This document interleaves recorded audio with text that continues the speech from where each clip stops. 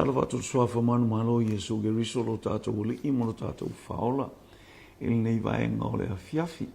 Whaftai te inga lo tātou tāpa au i le langi te i mailo o tau soifua.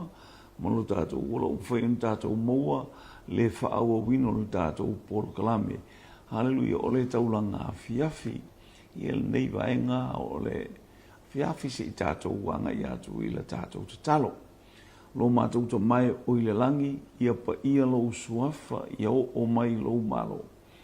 E ma malu ma sili ese lava oe lo mātou ta mātou ta whaafta ili nei vaenga o le Afiafi.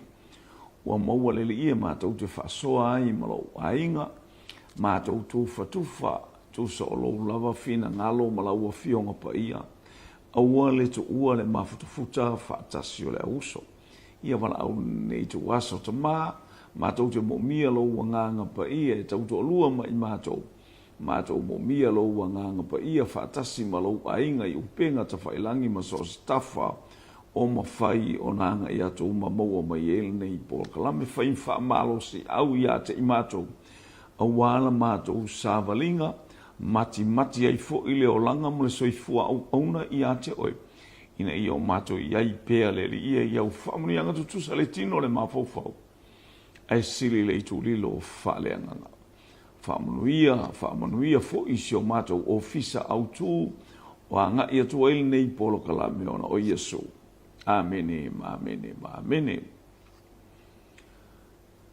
Ia, whatalo wharesuafa manu maro Yesu ke riso lo tātou wali i malo tātou whaola. Iau te loa ua tātou iaile nei tu aso i anga le lei atu lea tua. Hallelujah, ile awai o sio tātou ainga a o le tātou pokalame. Hallelujah, o le taulanga Afiafi mo malitusi a kenese ilon ta upe luas fuma le ono. Ono fai pulane luas fuma lua eo oile, e se fulu male lua. Eo oile lua se fulu male lua. Se fulu male lua, eo oile lua se fulu male lua, e fai tawina. Ia, vi ia le atua. Suma lua, ona luluina le isa ako seito i le anu. Na maua foi le taiselau fua i tausanga. Ma manu ia foi. Na wha manu ia foi ele li i a te ia. Ua tangata ola le nei tangata. Ua tupu pe lava. Ua tili ai ua o ina matua tangata ola lava. O ia. Ua sa i a te ia lafu mamoe, ma lafu povi, ma au na tele. Na matau a fo i Filistia i a te ia. O vai eli uma fo ina eli e au na lona tama i ona po apelo amo lona tama. Na tatanu e Filistia. Ma faatu tumui ele. Vi ia le atua.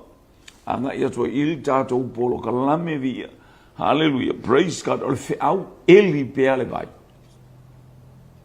Eli pea le vai. Eli pea ma e whamalosie, eli le vai. Vi ia le atua o le tala. Mana i o sta maititi, ma sta ngata e whaalongolongo i mea na whaatontonu mai e le tamā. Le tinam, ma mātua e tauna soifua maola ia. Vi ia le li.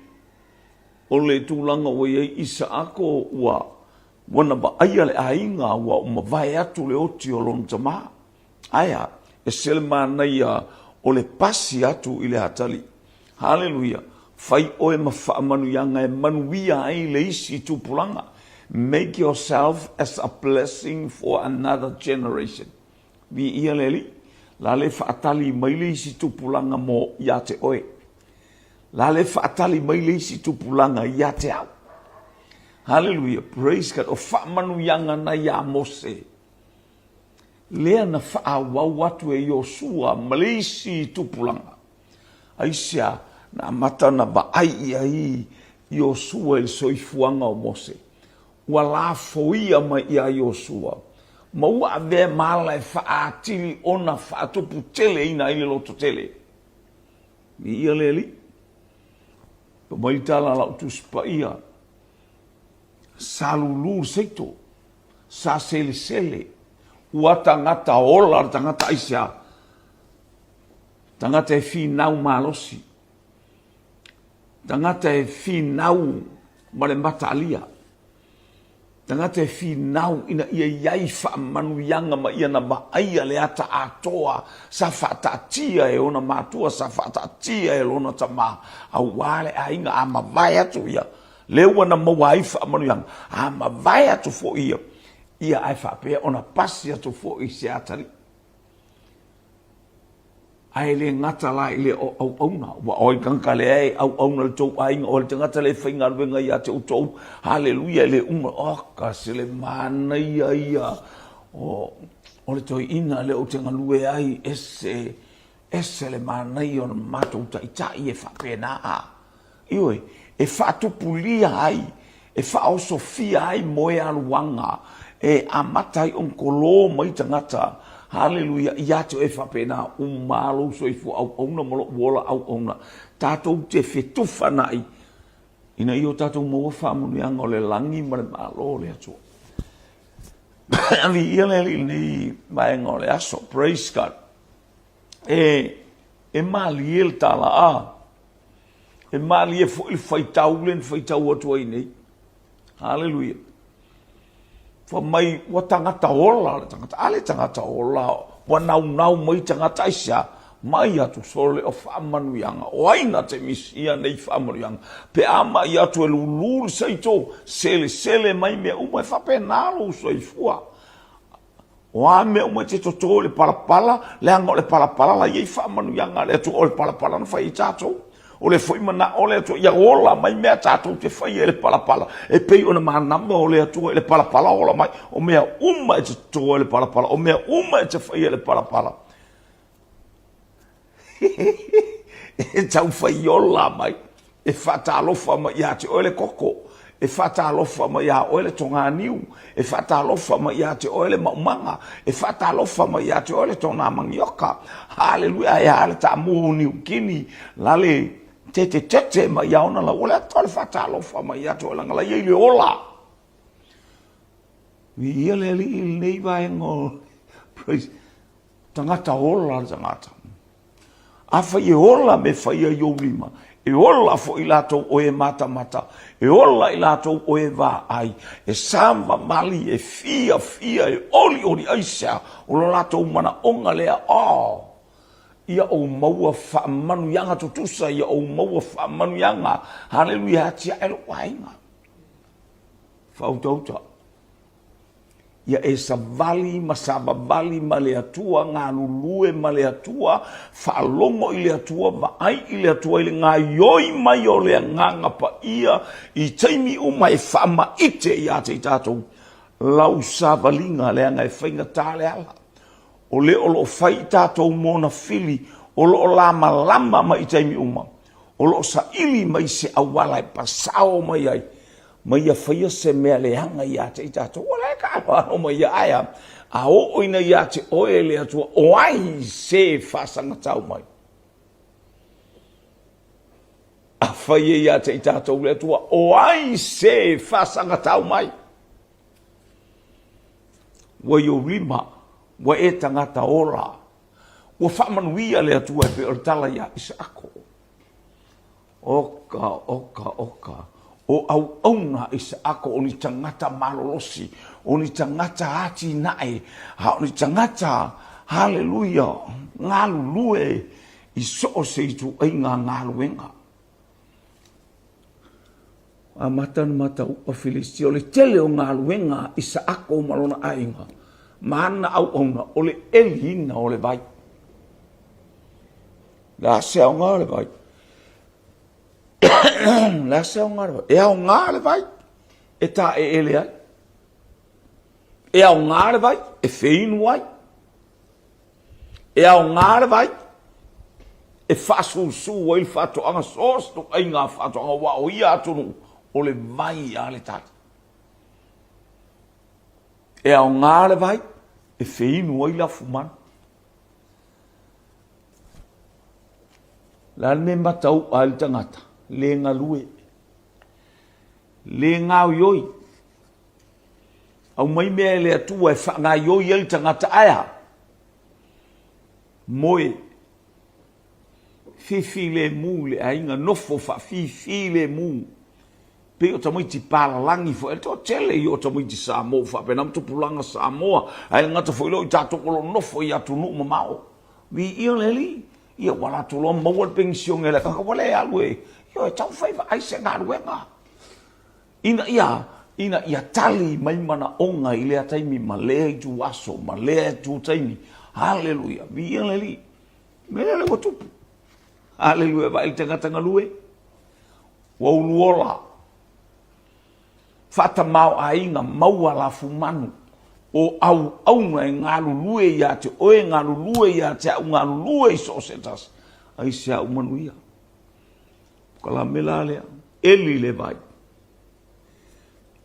le vai la leo se tafe mai fa manuianga se tafe mai le anga le leisi sile soleto haleluia la le vai eli lo fatu tua o le vai o le ata o le nganga pa ia haleluia au wina mai le to mai tafe mai vai e tele i to tonu ia te o to opu ia Yesu geriso mata yung tau pu a Ioane lom tau pu fitu alon fa upu e torus fuma le balu torus fuma le iwa a faito te fatu atua mai ia te a e tafe mai vai e tele i to tonu ia te o to o lo tala noa i le nganga pa ia aele io oina faalia mai le nganga pa ia le ufai mai tala tātou te sauni ai e tafe mai vai e tele o lea vai ma lea vai e tafe mai le lofa e tafe mai le onosai e tafe mai le file mu e tafe mai le loto ai e tafe mai le fina uvale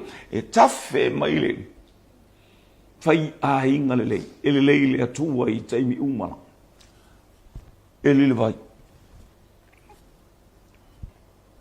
fo mai foi pasul lima si va fonga mai ya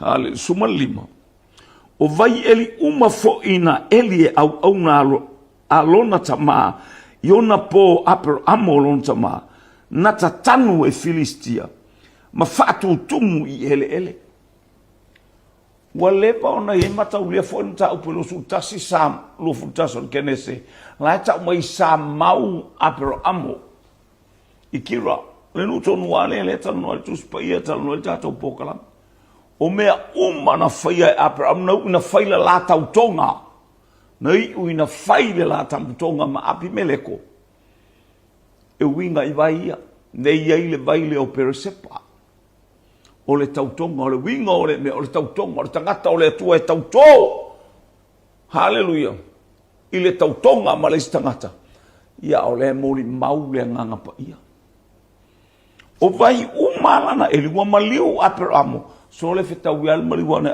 amar tu tumo vai le anga o le lotor tangata le vai vai pule sulfa wa matau a Filistia so se ngal winga te faia so se mea tato te faia o ko atal no Filistia le nganga le anga o ka so many Philistines beside you tell ia o le Filistia na yo taftafa tele yo le Filistia na e fe masa wa yo taftafa ma va ai ia unga luenga mata ngo fio le atua ma fa manu yanga le atua fa mo mata ua wai kai ka le nganga le anga ai langa fa mai la utus pa ia e le tai mai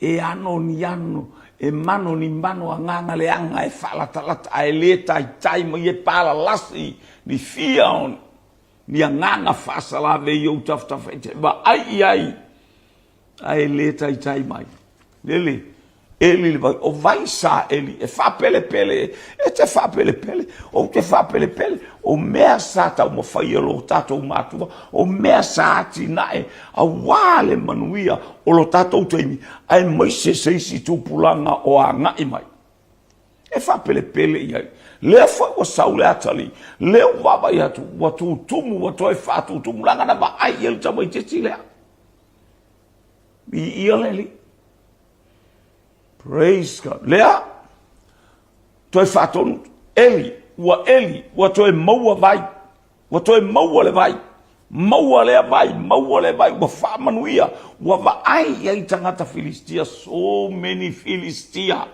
there are so many Philistines beside you. Hallelujah. They are watching us. Olo maka mai ka ko tuachi ngā le loto mo le tangata fo ia le ngā le moe a saulis tangata le a inga keua ku umani ngei whangua a koa. A lai ngofo I ka whakafa ngā le la kua koe fo I mai a la ku ngā le fisa. A le ua te I le wa ia tunga. Se ua mama a toa watu le to ina malana whanau sasa. O le tai au o mai le Afiafi. O le tai au o mai Afiafi. Wawai a toa le ua tu mai le whanua ua matua mama. Wa matana toso ai le pa. Wa matana fai ai fale. Wa mata ngofia wa tuto ai. Hallelujah la au aina mala au e mata ngofia pe o koko o niu. Hallelujah. Wa matana leanga le loto tangata. Sa mata ua Filistia lo ainga whapena uma leo langa o Filistia. Tangata taunu Filistia la noa Filistia. Tanoi tangata le peritomina, lono mi o tangata le whaamamaina, le anga le loto.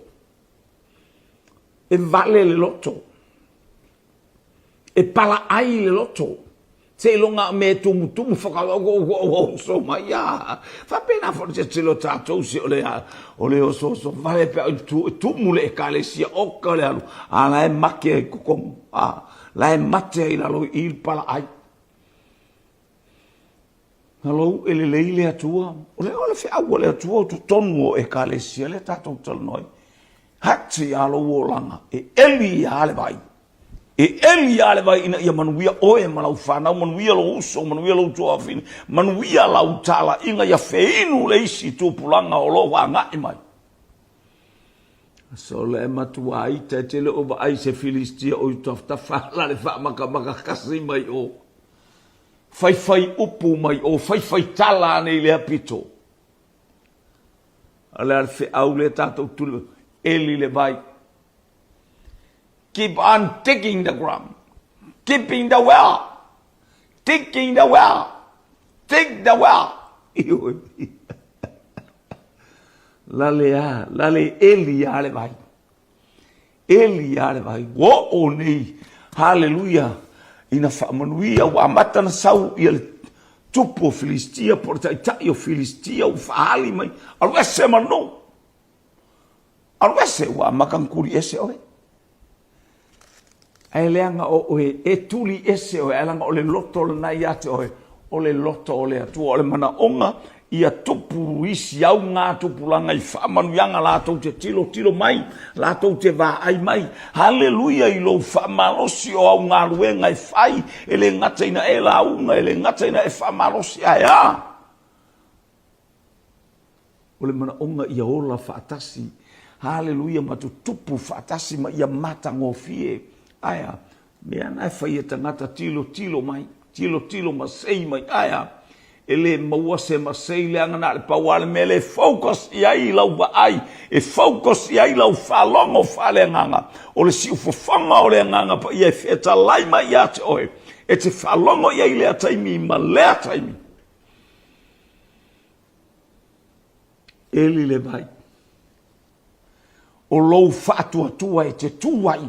O lou whatuatua e te malosi ai. O lou whatuatua, o lo ia te oe le fe au moli le atua, o lo ia te oe le o la tanga mai le atua, o lo ia te oe whamanu yanga o le malama o le atua, ina ia whaila o ngā ruenga, ma au wala o le whalau tele ina, hallelujah, o le whale o tāmita na pa u. For mail perfecta o Isaia, arise and shine. Tula ia I nā malama lea. O le ale tautalia mai aia e pupula ale malama leanga e leo se malama.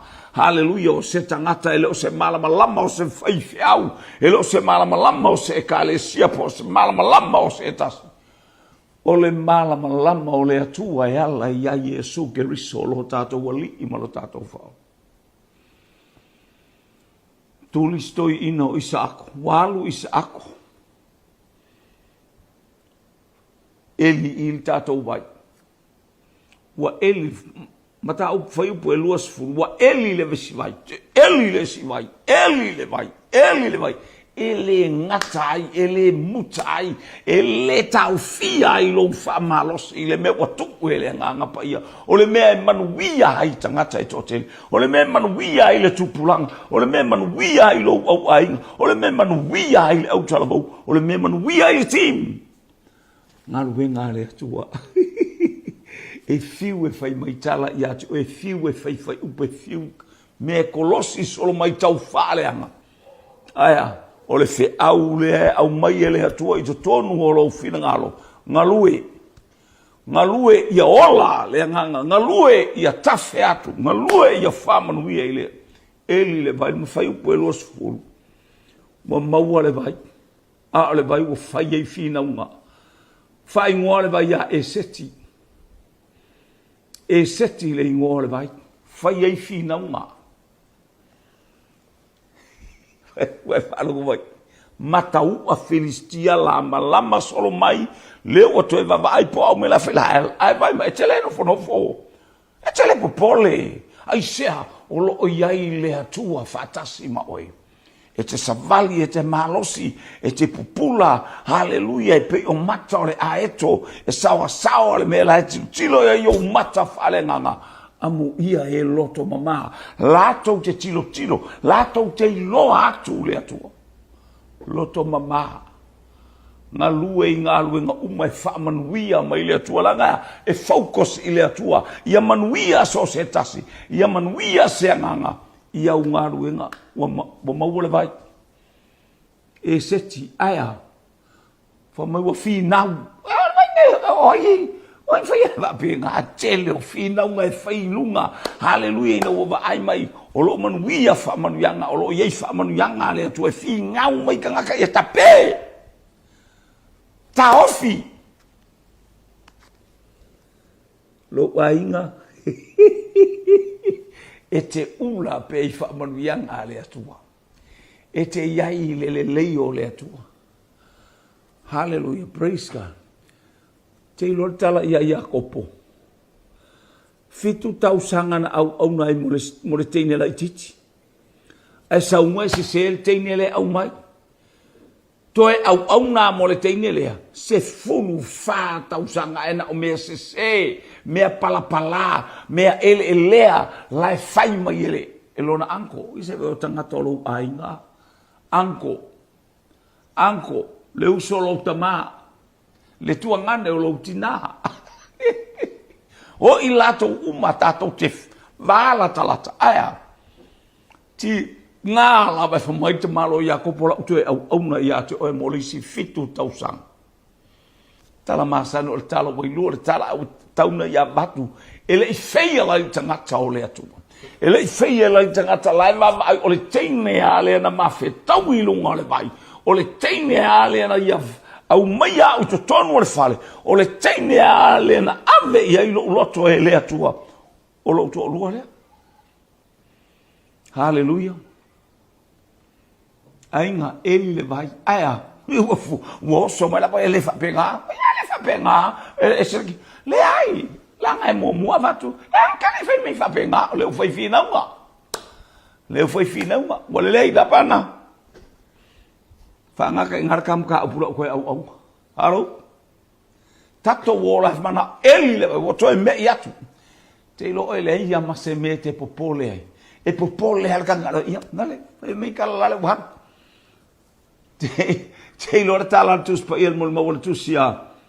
Praise o te tali atu le vale ne tu tusa o lua. A o fai upula fai pu fana o fata o lo sulima fai upula e lima. A ia e tali atu le vale ne poto o ia i ona mawhauwhauma. Hello? Malilei? Moto e o. Ua to e eli le isi vai. Eli le mea e pasiru ngare vai. Ua pare vai. Fai ngore vai a setani fai upu e luas umatas. Fai ngore vai a setani.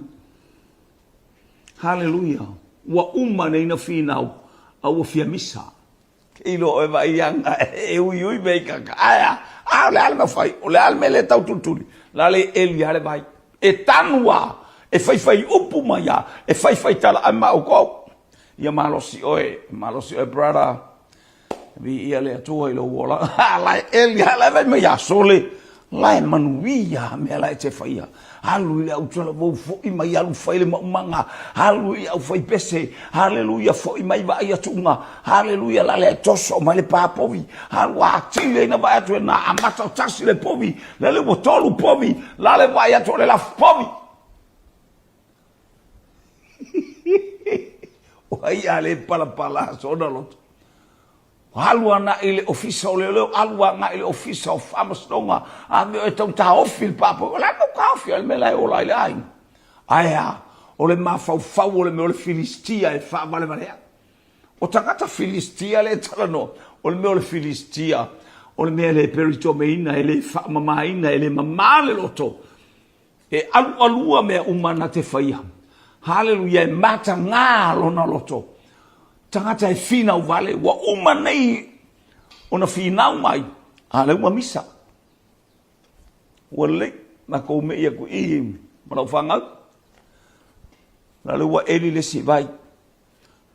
La le wa eli le si vai. Lua sunga lua whai upu. Wa maua le vai.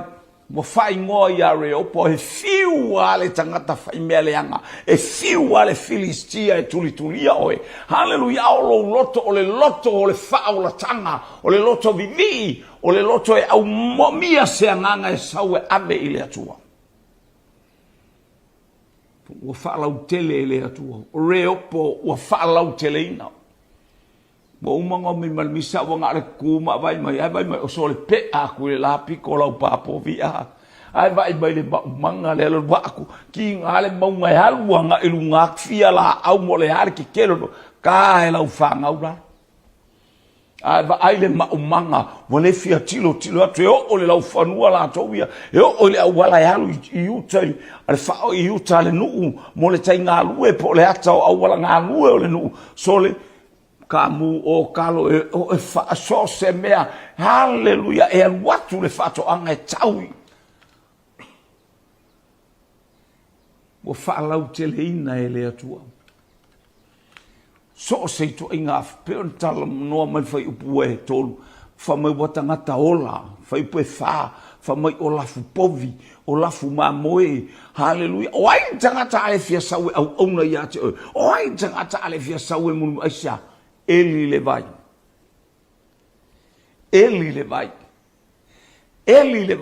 Au ole saulo e no folo.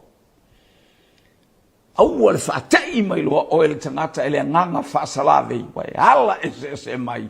Nganga fa salave lo so i fu ma ola au na ile atu.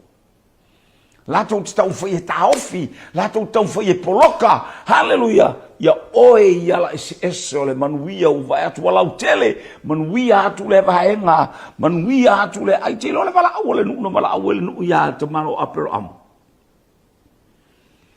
oti sara le aba apero am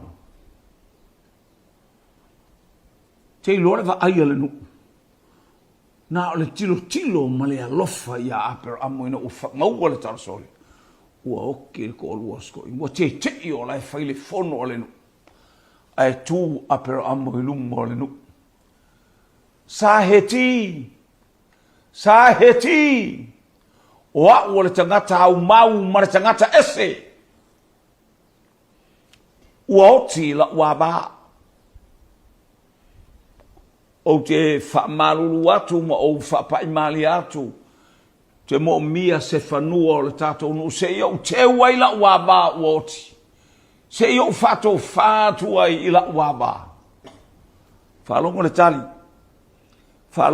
o le tangata au mau ma le tangata ese. Tangata ele o se latou nu. Alen fa ele atua o. Alo ile nu, le nu konguare le sa vale bari ai. Ele ia latu fa apea ni anatala. O le nu ule nei na uina mai au ele atua. O le nu ue fai mautofi. Ne ai. Al sai ligar ka baloa so o se lau ele o le nu o saeti sole e mamoe lo atu le apito e oti lo atu le apito e va ai ele saito e va ai le carito e va ai haleluia ngai atu la povi le apito sole ua matuata ngata ola al tangata Abraham. Fa mai le tali le nu fa longo e watu le tala le tamaloa. O au o le tangata ese ma le tangata au mau. O te mana o i se whanua, se i tanu ai lo tolua. O te whataua, o te tutongina i tupe tū mai le ali i tā ua le. Abraham o maua mai, Abraham o ai mo mai fai o fiera o kako. O oe o le ali tele i le nu nei. O oe o le ali tele i le nu nei. Nalo winga o le upole i tele. O le kangaka ua malia i loto tangata. Uma o le nu. O lona winga o le afono a matai e fai. Turi mai Abraham. Ave mamoenga e lima o whaavela leima ave. Ba ingi po winga se kolu. Ia. Fafai ia. Ka rite mam mea umane i ave a wase. Se whalawa e abe mole fono le nu. Longa winga o fongo uma kau au fianga le ngu. E va aia ia au na Abraham whai mele le tabalo. E tu atu i le aso le mai le nu. Eisia whaatu pulia nganga o le nu. Eisia tangata eli vai. Tangata eli lele wa tau mai le manu malo. Lele wa tau mai le tali o ana mea na whai. O oe o le ali itele i le nu nei. O fea lava so se whanua e te whai mai, e tanua i la wava, e a watua e nu nei. Mai fea ia whaupunga, mai fea ia tala, haleluia tangata, o tala o le malia o le loto. O le tala o le whamanu yanga i to tonu o loto o le nu atoa.